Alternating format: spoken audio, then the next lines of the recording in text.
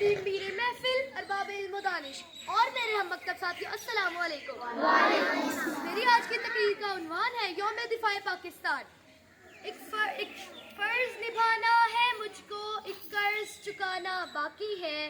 कुछ खून की बूंदें हैं मुझ में, कुछ खून की बूंदें हैं मुझ में, उनको भी लुटाना बाकी है।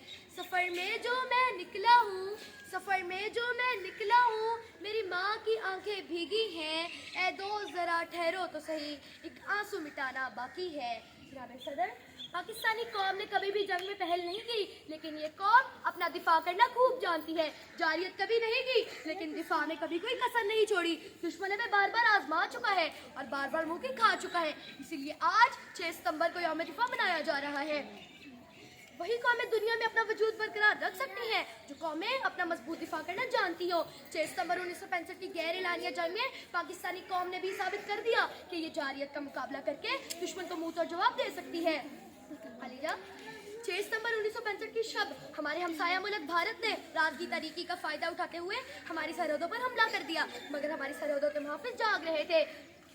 लोग भी दुश्मन के दो हाथ करने के लिए फौज के शाना पिशाना खड़े हो गए। आर्मी चीफ के इस पैगाम कि हर शख्स 1-1 रुपया दे, रुपयों के ढेर लगा दिए गए। दुश्मन समझ रहा था कि रातों रात लाहौर के बड़े शहर पर कब्जा करेगा और सुबह नाश्ता लाहौर करेगा, मगर वो हमारी पाक फौज के हौसलों से बेखबर था।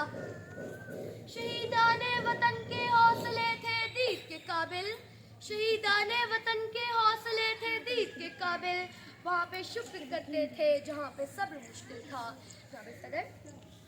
6 सितंबर 1965 की शब हमारे शेर दिल जवान दुश्मन के सैकड़ों टैंकों के सामने अपने सीनों पे बम बांधे हुए टकरा गए। देखते ही देखते सैकड़ों बारूद से बड़े टैंक तबाह बर्बाद हो गए। बेसरो सामानी की हालत में भी जुर्रत और बहादुरी की वो दास्तान रकम की और रहती दुनिया तक याद रहेगी।